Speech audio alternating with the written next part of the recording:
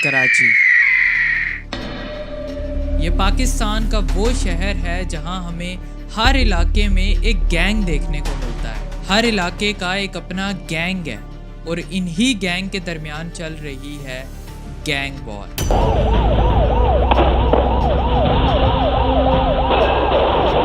देखो, एक ये दो बहनें मुआच में छोड़ दिया है। बेटे का बेटा ना कपड़ा लेने गए, शर्ट लेने गए, इतना छोटा था, उसको गोली में मार के बोरी में बांध के इधर फेंक के गए। 5 लाशें लेके आए सीएम हाउस में। नहीं, यहाँ पर कोई लॉ नहीं फॉलो किया जाता।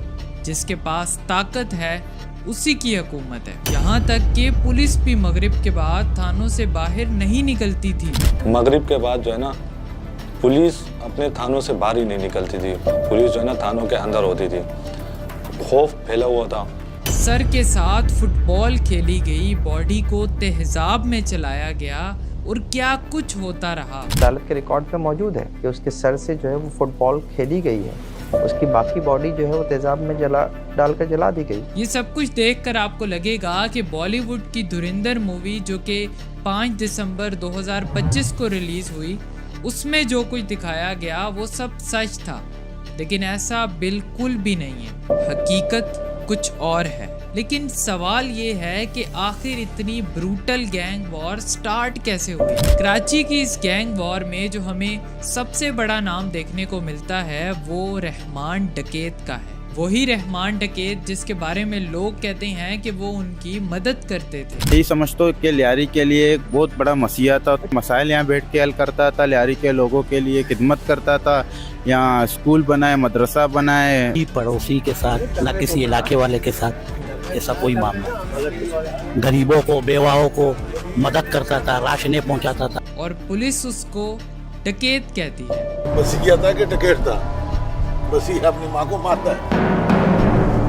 196 केसेस मैंने तो नहीं बनाए। आखिर सच क्या है? इस वीडियो को देखने के बाद आपने खुद फैसला करना है कि रहमान को रहमान बलोच कहना चाहिए या रहमान डकैत कहना चाहिए। आखिर ये इतनी ब्रूटल गैंग वॉर स्टार्ट कैसे हुई, ये सब कुछ हम कवर करेंगे आज की इस वीडियो में। और ये चारों तरफ से फायरिंग की जा रही है। आप देख सकते हैं कि ये रॉकेट फायर किए जा रहे हैं। ये रॉकेट से फायरिंग की जा रही है।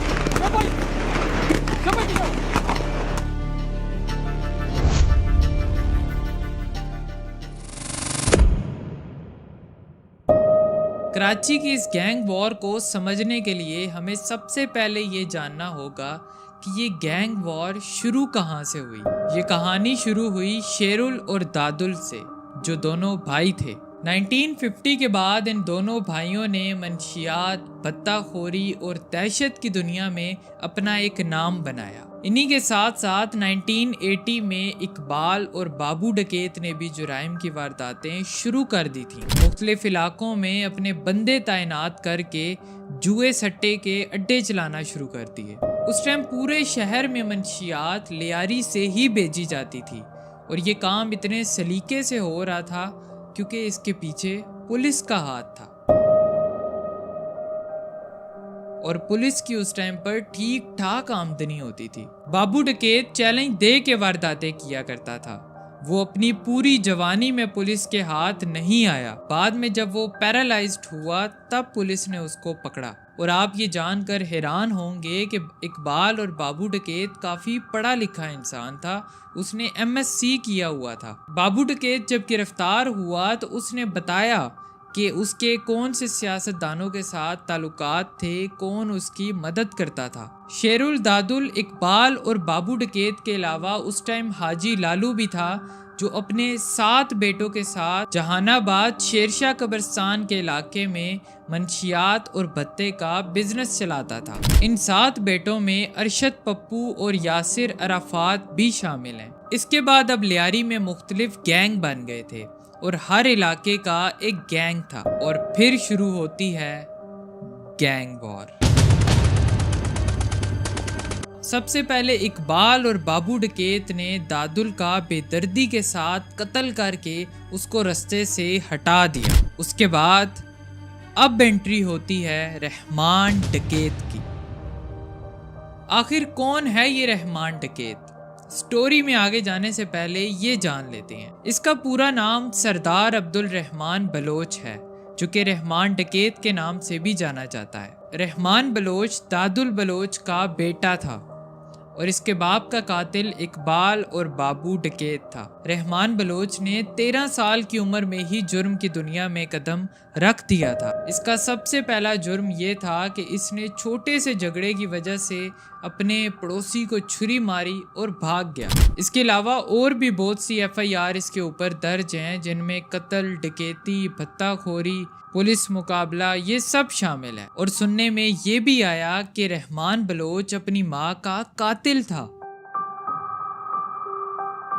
एक वक्त में पुलिस ने उसके सर की कीमत 50 लाख रुपए भी रखी थी। रहमान बलोच की एजुकेशन 8 क्लास तक की थी। स्कूल लाइफ में उजैर बलोच के साथ भी इसकी दोस्ती थी। रहमान बलोच ने सबसे पहले जुए सट्टे के अड्डे पर एज अ वर्कर काम किया। उसके बाद फिर वो गैंगस्टर बन गया।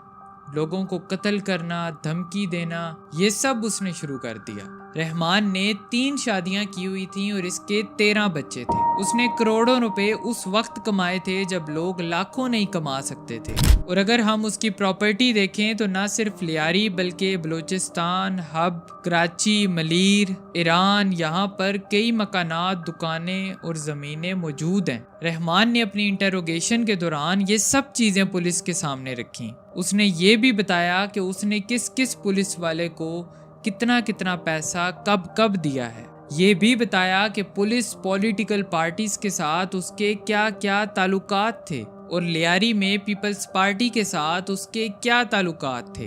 अब जो वहाँ पर आम रहने वाले लोग थे, रहमान उनकी मदद करता था। इसी वजह से लोग उसको मसीहा मानते थे। ये तो हमने जान लिया कि रहमान बलोच कौन है। अब ये जानते हैं कि कराची में गैंग वॉर कैसे स्टार्ट हुई। जब दादुल, जो कि रहमान बलोच का बाप था, वो इकबाल और बाबू डकैत के हाथों मारा गया तो रहमान बलोच को हाजी लालू ने अपनी सरपरस्ती में ले लिया और फिर हाजी लालू ने अपने बेटे यासिर अराफात और रहमान बलोच दोनों की शादी सेठ यूसुफ की बेटियों से की। अब रहमान बलोच और हाजी लालू के बेटे यासिर अराफात और अरशद पप्पू ने मिलकर जुराइम की, लेकिन फिर अचानक से इनके आपस के ताल्लुकात खराब होने लगे और रहमान ने अपना रास्ता बदल लिया। उस टाइम पर हाजी लालू के पास रहमान के कुछ पैसे जमा हुए पड़े थे जो तकरीबन 1 करोड़ रुपए थे।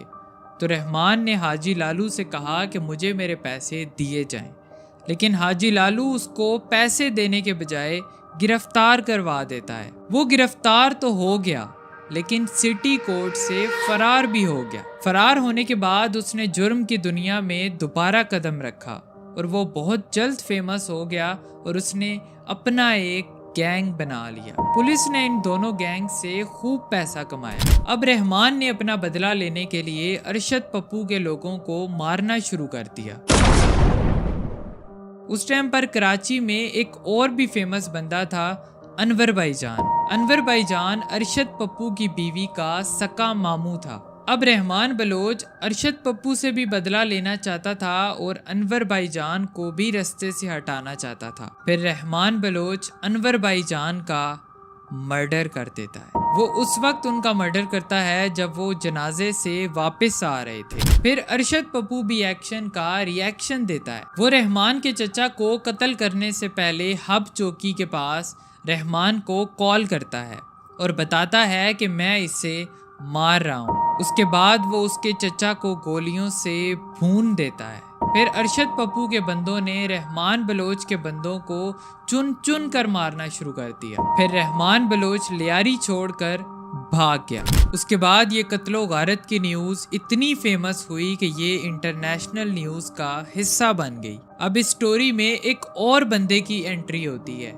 इसका नाम फैजू था। फैजू बस अड्डे और इर्द गिर्द के इलाके से भत्ता वसूली करता था और इसका कुछ हिस्सा पुलिस और रहमान बलोच को पहुंचाता था। अरशद पप्पू फैजू को कहता है कि अब भत्ता रहमान को नहीं मुझे देना होगा। फिर एक ट्रांसपोर्टर किडनैप होता है और उसका मर्डर कर दिया जाता है। ये ट्रांसपोर्टर जिसका कत्ल किया जाता है, ये रहमान बलोच के लिए बहुत इम्पोर्टेंट बंदा था। रहमान बलोच अरशद पप्पू को कहता है कि तुम इस ट्रांसपोर्टर को ना मारो, लेकिन वो उसकी एक बात नहीं सुनता और उस ट्रांसपोर्टर को मार देता है। ये ट्रांसपोर्टर जिसका कत्ल होता है, ये उज़ैर बलोच का बाप था। वही उज़ैर बलोच जो रहमान के स्कूल टाइम का दोस्त था। अब अरशद पप्पू और रहमान बलोच एक दूसरे के सख्त दुश्मन बन जाते हैं और उसके बाद कराची के लोगों ने वो कुछ देखा जिसके बारे में आप इमेजिन भी नहीं कर सकते।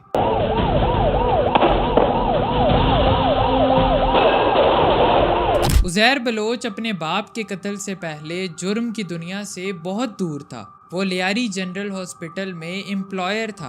अब अरशद पप्पू जब उज़ैर बलोच के बाप को कत्ल करता है तो रहमान बलोच उज़ैर बलोच को वैसे ही अपनी सरपरस्ती में ले लेता है जिस तरह रहमान बलोच को हाजी लालू ने लिया था। अब रहमान बलोच की ताकत दिन ब दिन बढ़ने लगी, उसको सियासी सरपरस्ती भी मिलने लगी। लियारी पर रहमान का कंट्रोल और मजबूत होता जा रहा था। अब ये जो लियारी में जंग चल रही थी, इसका नाम रखा गया गैंग वॉर और ये नाम अल्ताफ हुसैन ने रखा था। फिर रहमान बलोच के पीपल्स पार्टी के साथ भी कुछ क्लैशेस देखने को मिलते हैं और फिर एंट्री होती है SSP चौधरी असलम की।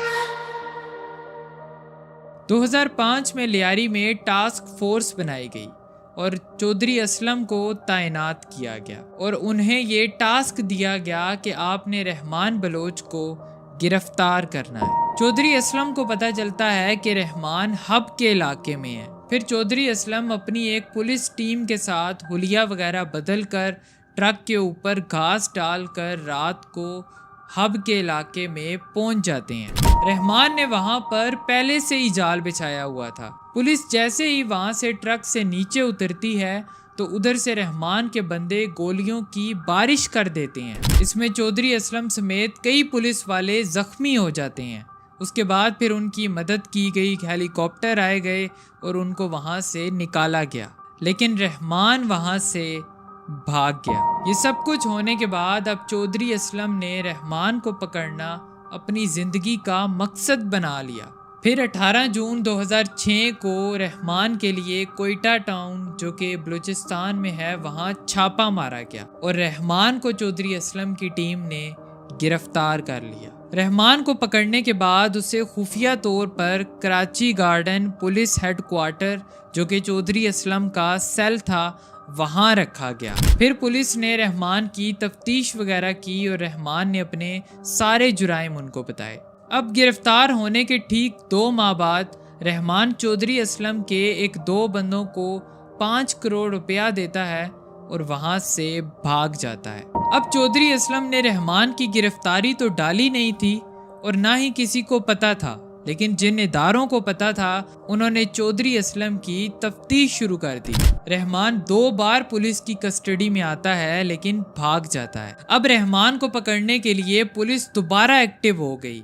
उनको खबर मिली कि रहमान कराची आ रहा है। फिर पुलिस ने इनकाउंटर किया जिसमें रहमान और उसके साथियों को मार दिया गया और ये सब चौधरी असलम की टीम ने किया था।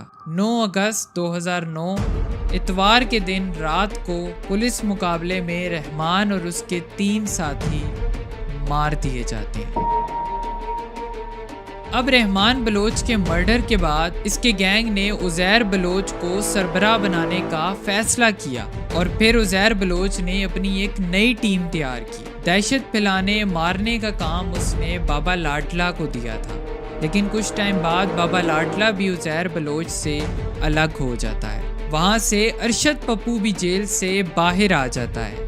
अरशद पप्पू जो कि हाजी लालू का बेटा था जिसने उज़ैर बलोच के बाप का कत्ल किया था। लेकिन अब उज़ैर बलोच अरशद पप्पू से बदला लेने का फैसला करता है। उज़ैर बलोच अरशद पप्पू को उठा लेता है और इतनी बेदर्दी के साथ उसका कत्ल किया जाता है। उसके सर के साथ फुटबॉल खेली गई और उसकी बॉडी को तेजाब में जला दिया।